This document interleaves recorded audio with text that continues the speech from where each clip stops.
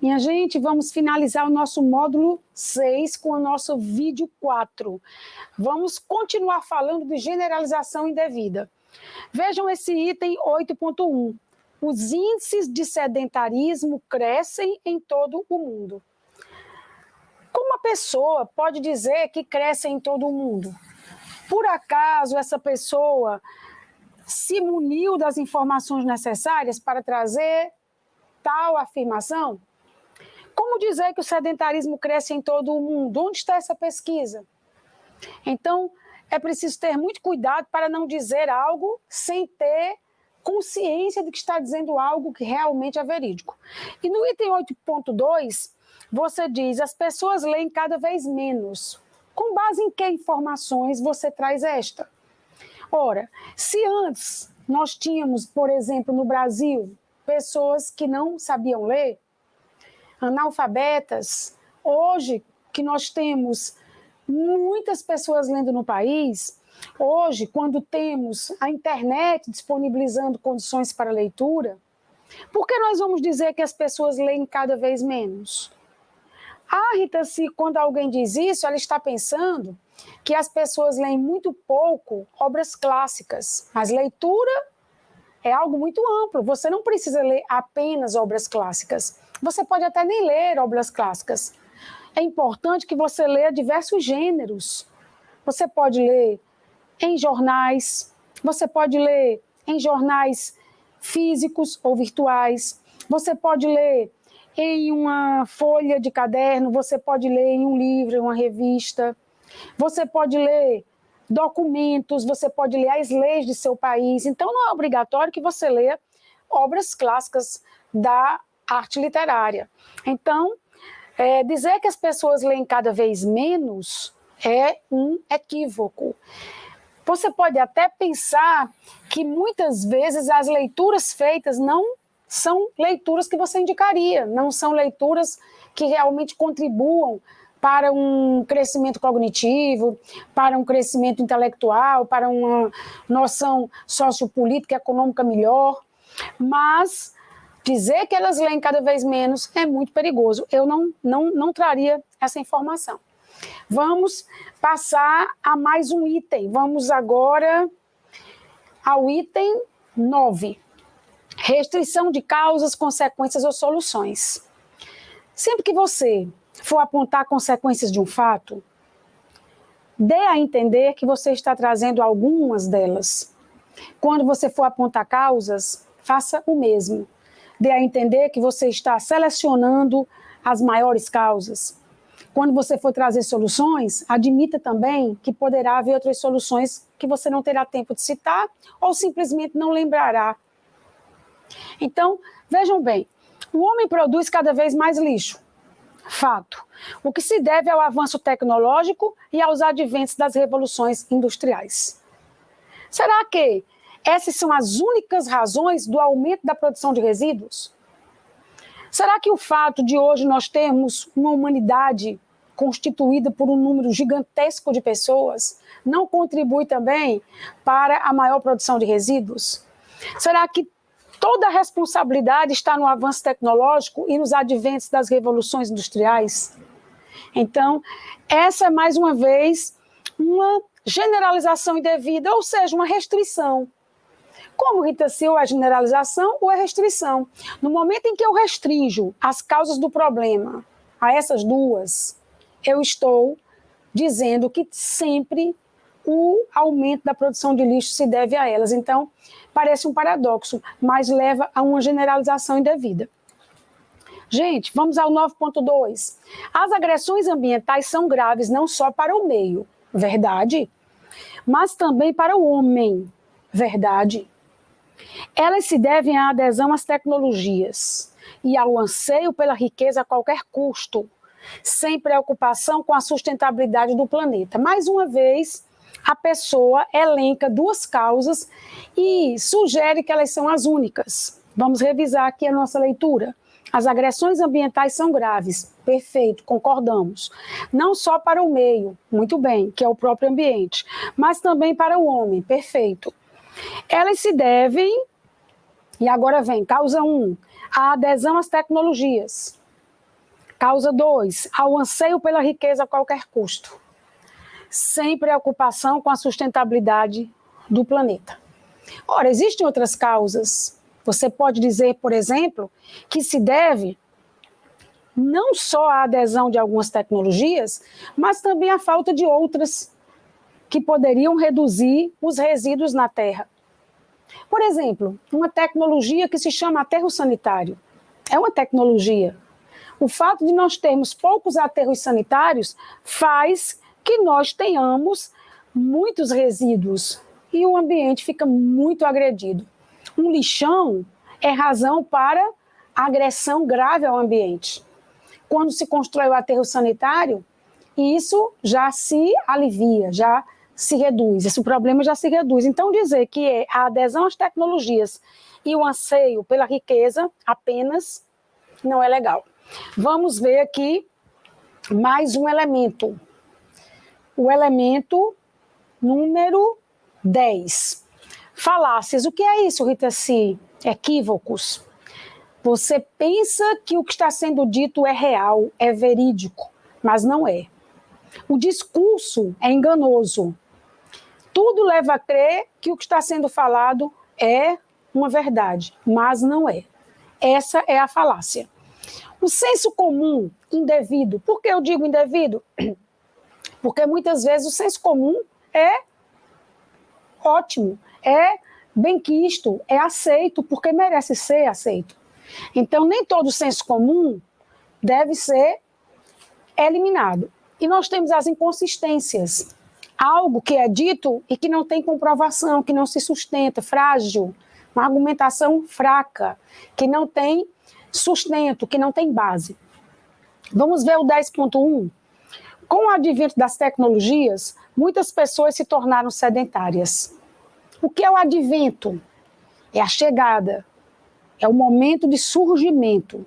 Então, muitas pessoas se tornaram sedentárias com o advento das tecnologias. Pessoas se tornaram sedentárias porque dispõem de um controle. Será que eu sou sedentária porque tenho esse controle para passar os slides? Será que mesmo tendo um controle para passar os slides, eu não posso depois me exercitar? Então, não tem sustento. As pessoas não se tornaram sedentárias porque têm tecnologias. Se você disser que a causa é essa, não haverá solução para o problema, porque nós não vamos nos livrar das tecnologias. Então, você está praticamente admitindo que não há solução para o sedentarismo, porque a tecnologia vem crescendo cada vez mais. 10.2. Os indivíduos hoje leem cada vez menos. Já falamos sobre isso, não é verdade. O que se deve especialmente ao impulso dado às novas tecnologias de comunicação e entretenimento. Então, as pessoas estão lendo pouco por causa das novas tecnologias de comunicação e entretenimento. Ora, houve épocas em que ter acesso a um livro era muito difícil. No Brasil do século XVIII, do século XIX, até os seus meados, ter acesso a um livro era muito difícil, porque os livros eram produzidos na Europa e chegavam apenas para um grupo diminuto de pessoas que podiam pagar por eles. Depois veio a imprensa aqui para o país, veio, né, a formação de gráficas, e aí nós começamos a ter os periódicos, os jornais, e mais tarde veio a produção de livros.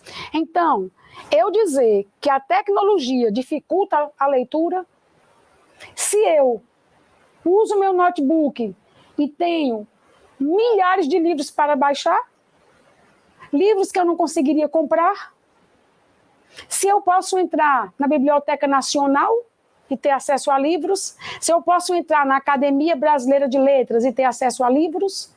Então eu pergunto, como a tecnologia dificulta a leitura? Pelo contrário, gente. É graças à tecnologia, muitas vezes, que alguém ainda está lendo. Então, você quer, por exemplo, ler uma obra que você não consegue comprar na sua cidade e, graças ao seu computador e ao uso da internet, você lê. às vezes uma obra estrangeira. Então, não é verdade que, por causa da tecnologia, nós lemos pouco. Vamos lá. E aqui também diz que outra causa é a escassez de tempo que advém do trabalho excessivo nas metrópoles. Então, eu lhe pergunto, por esse caminho, o que você vai sugerir como solução?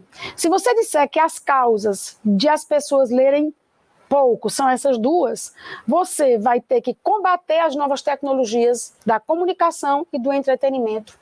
E você vai ter também que reduzir esse trabalho nas metrópoles. Você tem as soluções para apresentar em sua proposta interventiva?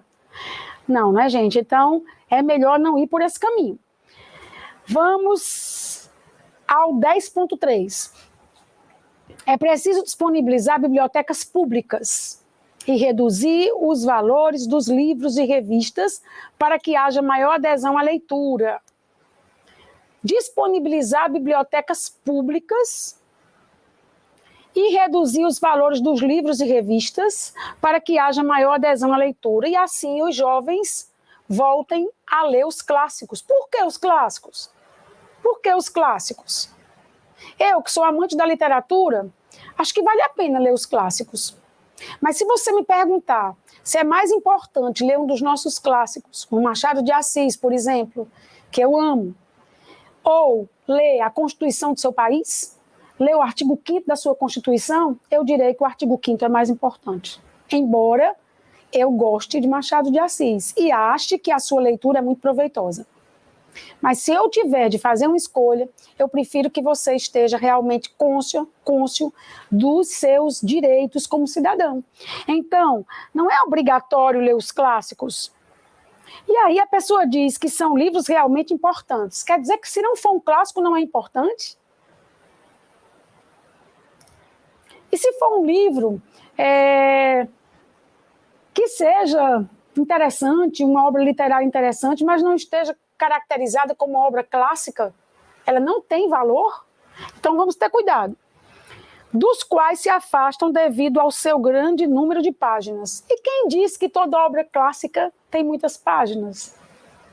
Então a pessoa aqui vai cometendo generalizações indevidas a todo momento. Ela sugere que só é interessante ler os clássicos, e muitas pessoas não leem os clássicos porque eles têm muitas páginas.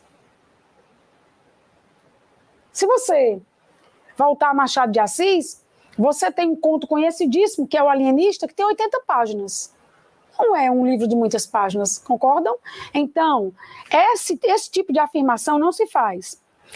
E aí completa, embora isso seja uma característica positiva de uma obra para o leitor. Por que uma obra vai ser considerada melhor por ter muitas páginas? Por que isso é positivo? E se a obra tiver muitas páginas e for bastante repetitiva? E trouxer conteúdos que nada me acrescentam? Eu posso ter muito mais valor em uma obra menor. Então, esse conjunto de afirmações é falacioso. Não é verdade que o valor de uma obra está no seu número de páginas. Não é verdade que para alguém ler é preciso que haja mais bibliotecas públicas. Até porque nós estamos em um momento em que a leitura vai conosco para onde estivermos. Eu não preciso, para ler, na verdade, ter apenas os valores dos livros e revistas reduzidos. Por quê? Porque eu preciso despertar para uma cultura de ler. Se esse fosse o maior problema, ou o problema que ele coloca aqui como central, eu não veria pessoas ricas sem ler. E nós vemos muitas pessoas ricas que nada leem. Então aqui há um grupo perigoso de informações, há muitas falácias. Vamos prosseguir. Agora, gente, nós vamos exercitar. Chegou um momento importantíssimo do nosso módulo 6. Queridos estudantes, eu escrevi aqui, vamos vencer juntos um desafio, vamos planejar um texto.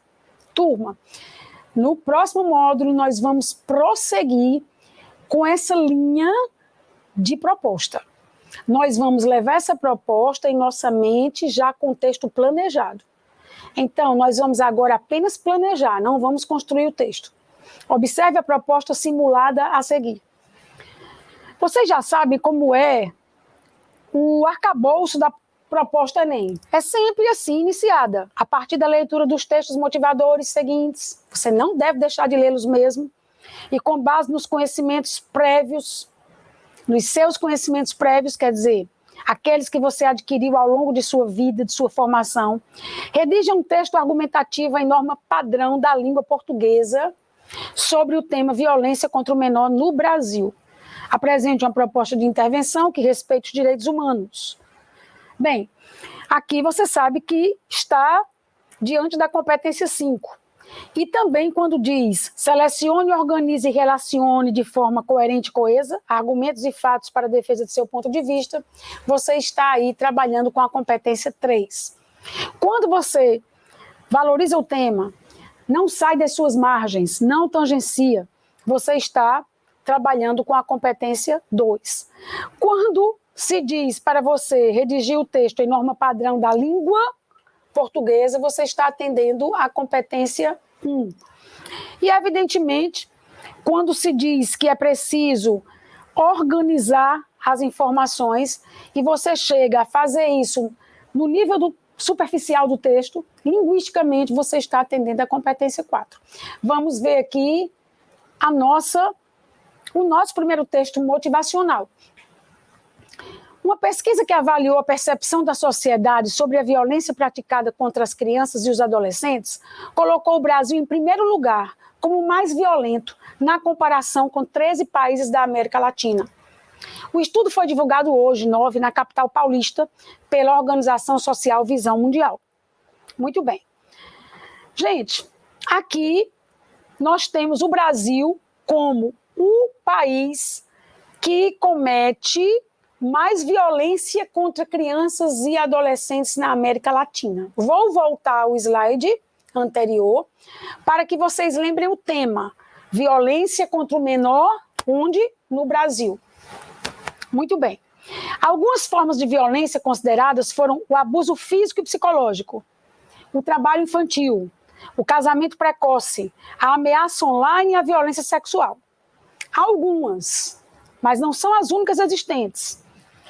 Observem aqui que nós não estamos tratando só de violência física, mas também da psicológica, do trabalho infantil, do casamento precoce, da ameaça online e da violência sexual, que é física.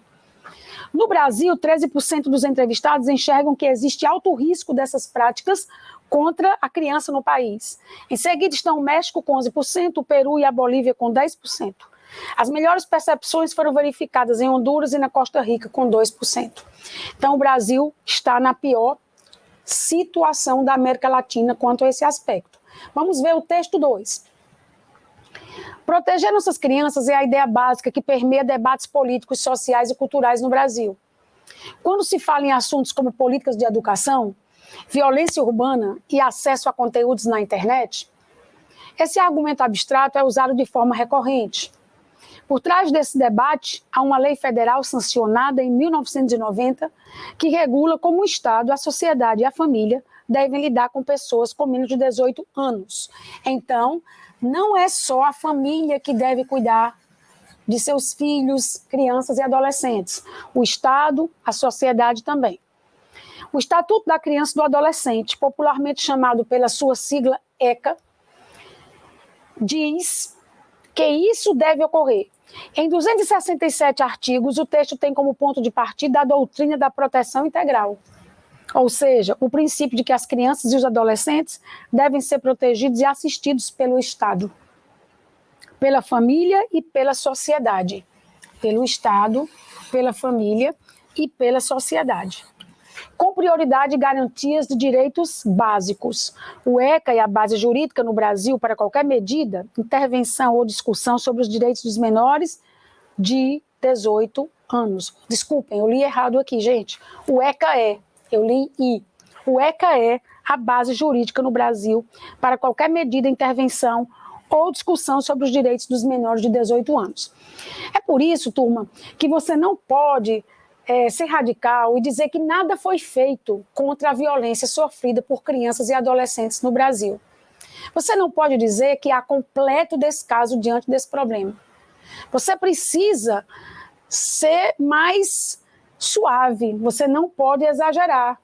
Aqui eu tenho um documento que norteia a situação da criança e do adolescente em relação à sua proteção. E aqui eu quero que vocês observem que eu grifei o Estado, a sociedade e a família. Isso é importante porque quando eu for mostrar os agentes da ação que eu vou construir na proposta interventiva, eu vou considerar os 3. Então, eu não vou explicar na minha redação, dizer, repetir o que está aqui. Eu vou apenas ter alguma orientação para a construção do meu texto. Então, eu já sei que não é obrigação só da família. Então, eu jamais vou construir uma conclusão, por exemplo, que traga como proposta interventiva, é preciso que as famílias... Até porque, gente, muitas vezes a violência é praticada pela família. E quando ela é praticada pela família, é preciso que a sociedade observe o problema e o denuncie. E é preciso que o Estado tome também atitudes, inclusive por meio do Conselho Tutelar da região em questão, da cidade em questão. Então, aqui eu tenho 3 responsáveis. É por isso que nós devemos ler os textos motivacionais, para nós não nos comprometermos dizendo algo que está provado como erro no texto motivacional. Se nós voltarmos ao texto 1, vamos logo também perguntar o que nós podemos tirar dele. Como nós podemos aproveitar algo aqui? Ora, aqui no início diz que uma pesquisa avaliou a percepção da sociedade sobre a violência praticada contra as crianças. Houve um estudo e se percebeu que o Brasil é o pior país em violência contra a criança na América Latina. Então, o que eu poderia tirar daqui? Eu poderia deduzir daqui que a sociedade sabe. Ela foi entrevistada e ela disse que há muita violência contra as crianças e os adolescentes. Então, a sociedade sabe disso, é consciente, e eu já posso deduzir que ela realmente é omissa. Essa sociedade pratica a omissão. O que é praticar a omissão? É não praticar uma ação necessária contra algo. Então, essa é a informação que a gente pode deduzir. Eu não vou repetir o que está no texto, mas eu vou deduzir que a sociedade é ciente. Talvez ela precise ser orientada de como atuar. Mas não é preciso avisar a sociedade brasileira que há violência contra criança e adolescente, não, porque ela mesma indicou na pesquisa. Então, não perca tempo dizendo que a sociedade precisa ser conscientizada de que há violência contra crianças e adolescentes. Ela precisa ser conscientizada para lutar contra essa violência, para denunciar essa violência, mas não de que a violência existe, porque ela própria já afirmou. Então, esses textos me dão informações. Vamos ao texto 3. O texto 3 traz o número do Disque Direitos Humanos, que é o número 100. Isso é um estímulo à denúncia. E o texto 3 traz uma data, que é 18 de maio, Dia Nacional de Combate ao Abuso e à Exploração Sexual contra Crianças e Adolescentes. Tenham muito cuidado para não escrever uma redação sobre a violência sexual especificamente contra crianças e adolescentes. Aqui é um dos tipos de violência praticados, como nós já vimos. Então aqui eu tenho, faça bonito, proteja nossas crianças e adolescentes. Bem, lidos os 3 textos, no nosso próximo módulo, que é o módulo 7, nós faremos um planejamento e construiremos um texto com base nesse planejamento que será feito exatamente para esta proposta.